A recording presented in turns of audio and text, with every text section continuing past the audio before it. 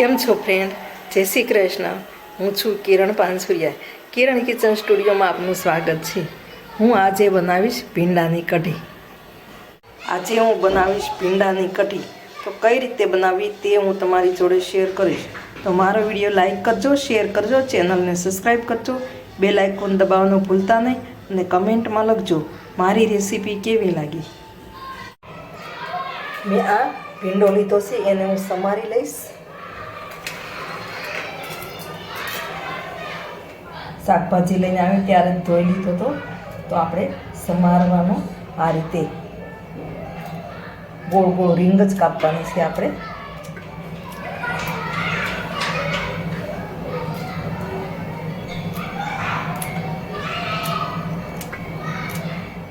Round શેપમાં કાપવાનો છે, લાંબો નથી કાપવાનો.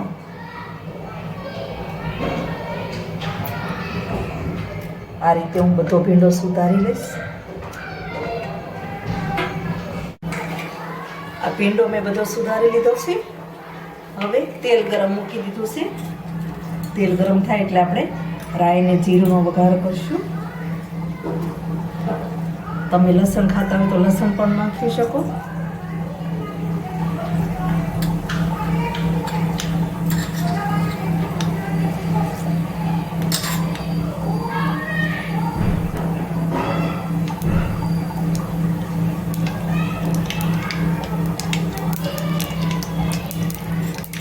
રાઈ તતડી ગઈ છે, તો આપણે હવે હિંગ નાખીશું અને હળદર નાખીશું. હવે આ જે ભીંડો સમારો છે તે નાખી દઈશું.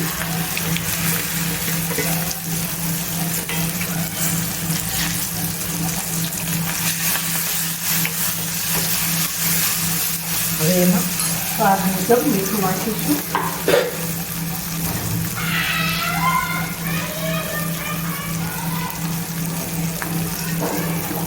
હવે ધીમે ગેસે આપણે આને ચડવા દઈશું.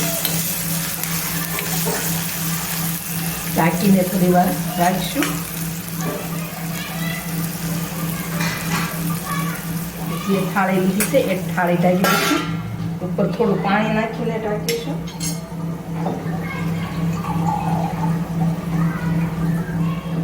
એકદમ સ્લો ગેસ રાખીશું.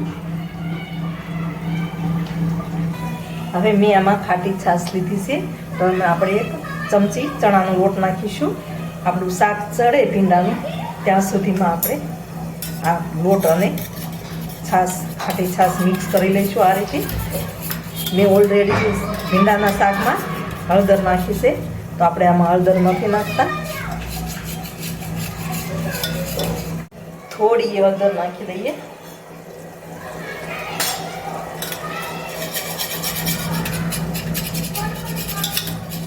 હવે આપણે શાક ધોઈ લઈશું.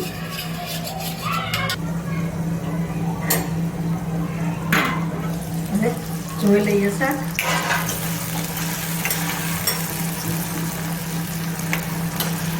તમે જોઈ શકો છો હવે જે ભીંડાના ફોડવા છે એ ચડી ગયા છે. તો આપણે હવે એમાં મસાલો કરીશું. લાલ મરચું નાખીશું. તમે જેવું તીખું ખાતા હોય એવું નાખવાનું.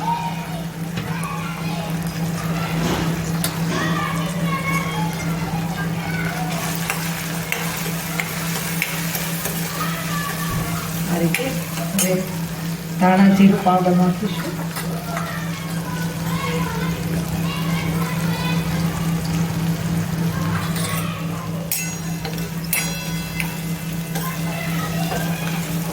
હવે આપણું શાક તો તૈયાર છે. હવે જે આપણે કઢી ડોઈ છે ને એ આપણે આમાં નાખીશું.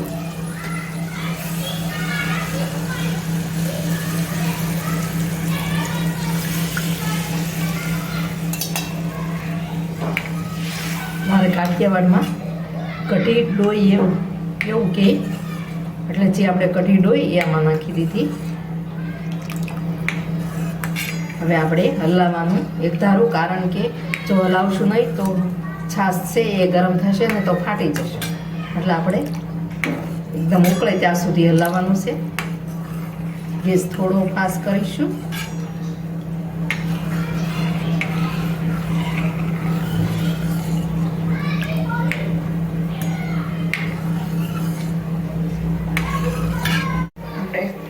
થોડો ગોળ નાખીશું અમે.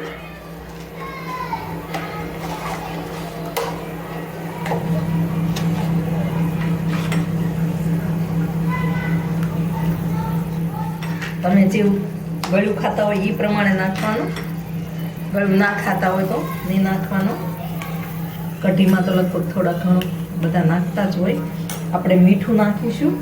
શાકમાં તો આપણે નાખ્યું હતું, પણ આપણે આ કઢીમાં નાખ્યું નથી. જે આપણે લોટ ડોયો એમાં, તો એના પ્રમાણમાં આપણે મીઠું નાખીશું.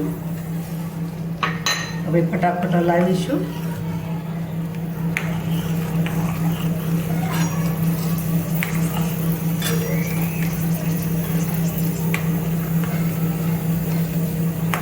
આ રીતે થોડી વાર હલાવીએ.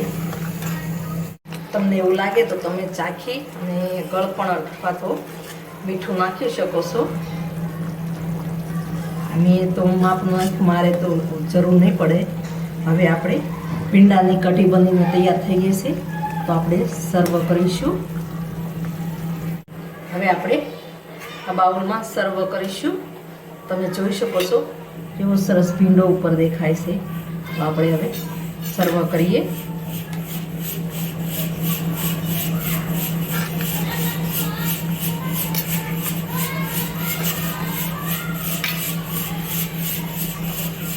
એક બાજુ આપણે ખીચડી મૂકી છે, તો ખીચડી પણ ચડે છે.